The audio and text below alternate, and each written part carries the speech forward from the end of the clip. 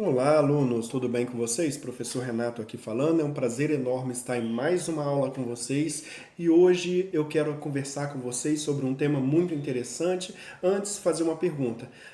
Quem de vocês já sonhou, pelo menos uma vez na vida, em ter a casa própria, aquela casa dos seus sonhos, construídas de acordo com o que você sempre quis, sempre desejou? Uma casa super aconchegante, com a sua cara. Me diga, já pensou nisso? Algumas pessoas já até conquistaram, outras ainda estão conquistando, mas a grande maioria da população brasileira tem dificuldade em ter a sua casa dos sonhos.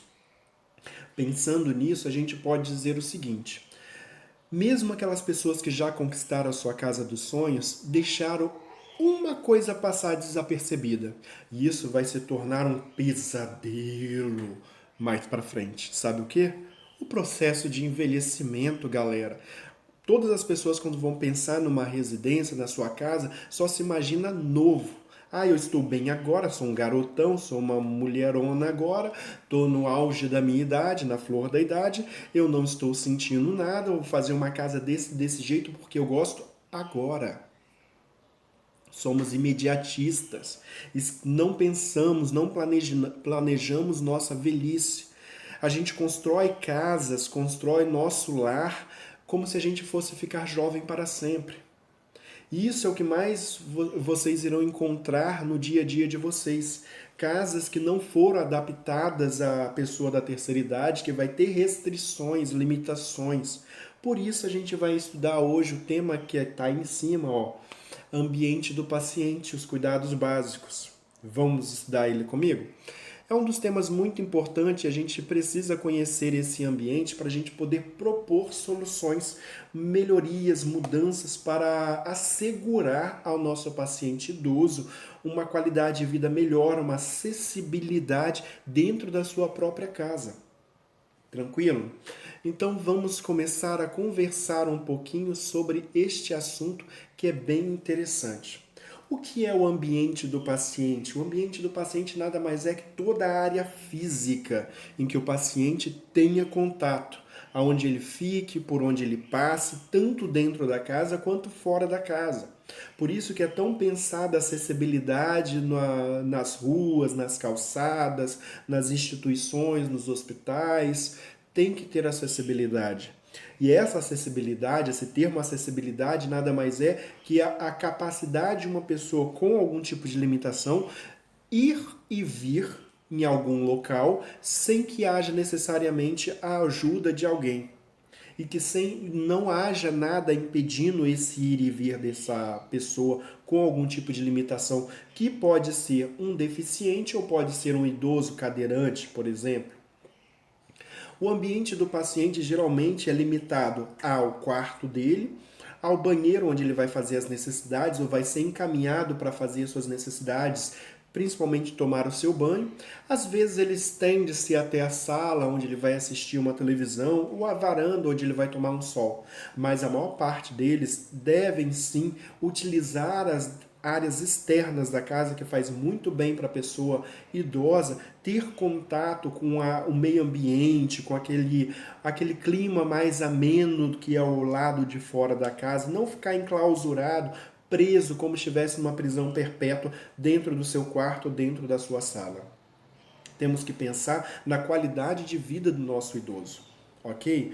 Mas para a gente pensar nisso, já que a gente já sabe que a área, o ambiente do paciente é aquele ambiente onde o paciente fica. Olha uma moto passando, escutaram? Então, pessoal, se é a área que o paciente fica, a gente começa a prestar atenção em algumas coisas. Esses detalhes que a gente vai se atentar começam desde a contratação. Alguém chamou você para cuidar de um paciente, desde o primeiro momento que você vai na casa desse paciente, a primeira vez que você for lá, você tem que olhar crítico. Olhar crítico de que forma? Você vai começar a observar a entrada dessa residência, ou seja, o portão dessa residência. É um portão que entre a rua, a calçada e o portão há uma rampa, que caso o seu paciente necessite de uma muleta, de um andador ou de uma cadeira, ele consegue se locomover com facilidade para a rua. Caso você precise tirar esse paciente, tem como tirar ele com facilidade? O portão dessa residência é um portão mais estreito ou é um portão mais largo que passe uma cadeira? Olha como que você já começa a observar algumas coisas só de chegar no portão da residência. Você entra entre o portão e a porta de entrada da residência do paciente. Tem alguma escada? Essa escada é estreita, é mais larga, não precisa de escada, é uma rampa, essa rampa é mais larga, é mais estreita. O piso como que é? É um piso antiderrapante, tem algum tipo de piso mais liso. Esse piso mais liso pode provocar algum acidente ao paciente? Você começa a observar isso. Chegou na porta, na residência da pessoa, logo que da entrada, essa porta novamente, aquela porta mais estreita ou aquela porta mais larga? A porta mais larga permite que passe uma cadeira ou, se o paciente passar mal, passe a maca da ambulância, caso você chame o SAMU ou uma equipe de remoção particular que esse paciente tenha. Agora, aquela porta mais estreita não permite isso. Você entrou na casa do paciente, olha para o chão. O piso dessa casa é antiderrapante? Dentro dessa casa, logo que você entra, tem muita mobília? Sobre essa mobília, há muitos utensílios que, caso caiam de cima dessa mobília, eles podem se quebrar formando cacos que podem cortar o paciente, como louça, vidro, entre outros materiais. Essa mobília está muito próxima ou ela está muito afastada, tendo espaço para circulação? Nas paredes há barras de fixação para facilitar o idoso segurando nelas enquanto ele caminha? É uma casa que o ambiente é bem iluminado, bem claro? É um ambiente limpo, organizado? Olha quantas coisas a gente já está observando. Tudo isso que a gente está observando, o nosso idoso precisa que tenha para ele adaptado. Quando você chega no quarto do paciente, você vai observar novamente. Tem muitos móveis? Tem novamente muitas coisas em cima dos móveis que possa se quebrar, caso o paciente derrube e cause algum acidente nele? É um quarto do paciente organizado? A cama dele é uma cama adequada? Não precisa necessariamente ser uma cama hospitalar, mas é uma cama que ele consiga colocar o pé no chão e ficar sentado nela com o joelho flexionado em ângulo de 90 graus. Ele consegue sair sozinho dessa cama, ou é uma cama muito baixa, ou é uma cama muito alta. A gente tem que observar isso. O piso do quarto dele é antiderrapante? Tem as barras para auxiliar ele a caminhar fixas nas paredes? O banheiro desse paciente, a porta é mais larga para poder passar a cadeira de banho, para entrar, caso necessite de auxílio, se ele sofrer uma queda, você conseguir tirar ele de dentro do banheiro? Esse banheiro é mais estreito ou ele é mais amplo? O paciente idoso necessita de um banheiro mais amplo. Tem box? Não tem box? Se tiver box, o que a gente faz com esse box? Ou seja, após ter feito essa gama de observações com relação ao ambiente do paciente, a gente vai começar a entender o que a gente vai fazer com elas. Primeira coisa é saber que a pessoa idosa, ela não tem necessidade de muita mobília na sua casa, pois quanto mais mobília ela tiver, mais chance dela sofrer um acidente com essas mobílias, que vai dificultar o espaço para ela estar circulando entre elas.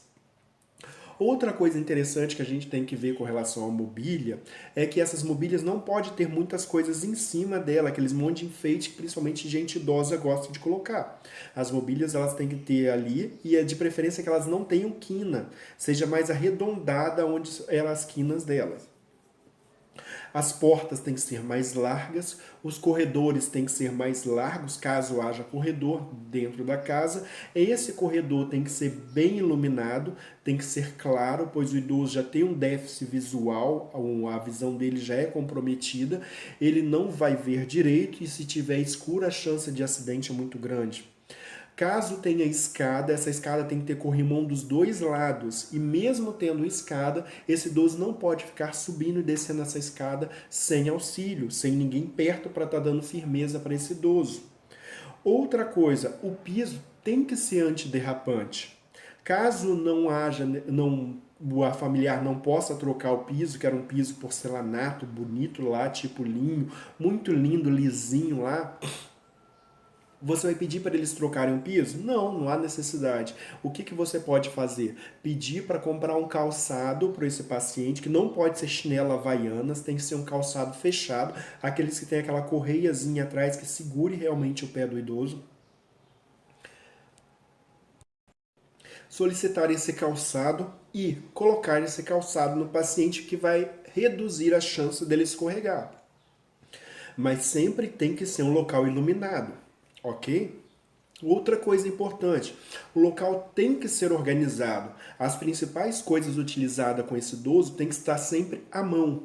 Luva tem que estar sempre à mão. Os principais medicamentos tem que ser à mão. Aí, com relação a medicamentos, eu vou estar mandando um videozinho para vocês falando sobre a organização da gaveta de medicamento ou da caixa de medicamento. Fica bonitinho e vai ser bem interessante.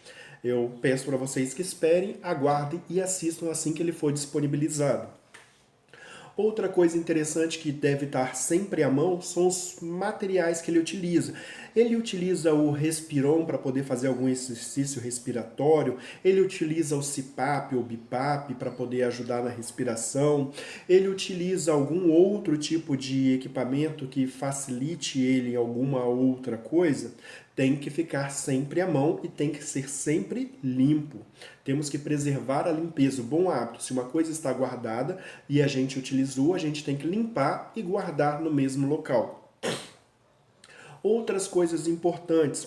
A cadeira de banho, a cadeira de roda estão em bons aspectos, bons funcionamentos, não estão enferrujadas, estão limpas. A gente tem que permanecer com elas dessa forma, ok? Então, o ambiente do paciente, a gente sempre tem que estar observando e ter bastante cuidado, que ele pode influenciar em riscos para a integridade física do paciente. Não só do paciente, mas na nossa também. Além de facilitar, estando organizado e tudo pronto, facilita o nosso dia a dia no manuseio e no cuidado com esse paciente. É bem interessante. Então eu deixei para vocês aí novamente algumas coisas que devem ser evitadas. Evitar as escadas, não pode ter escada onde tem idoso.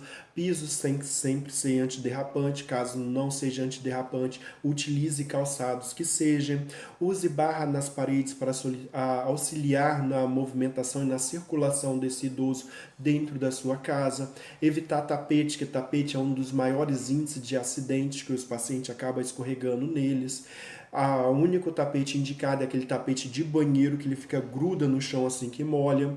Evitar o uso de box nos banheiros, pois o box, o paciente pode tentar segurar no box caso ele desequilibre, e os box não são feitos para isso, eles podem cair, quebrar e cortar o paciente todo. Eu já vi vários acidentes desses acontecerem. A iluminação noturna tem que ter uma luzinha à noite acesa, clarinha, para deixar o ambiente de uma forma que o paciente, se levantar da cama para ir ao banheiro, ele vai conseguir ir sem esbarrar e sem cair, pois ele vai estar vendo o caminho. As grades de proteção da cama, caso o paciente seja semi-acamado ou acamado, mas consiga se mexer um pouquinho para evitar que ele caia da cama. Tem que ter poucas mobílias. Olha quantas coisas que coloquei aí, além das que eu já tinha falado para vocês. Então é muito importante a gente estar se atentando a todos esses pontos, e fiquem comigo na próxima aula. Na próxima aula estaremos falando sobre as anotações do cuidador. Como anotar, o que anotar, qual a importância da anotação, e não percam essa aula. Ela vai ser de suma importância, e pratiquem bastante, pois somente com a prática vocês vão alcançar uma anotação perfeita. Muito obrigado, fiquem todos com Deus, até mais. Tchau!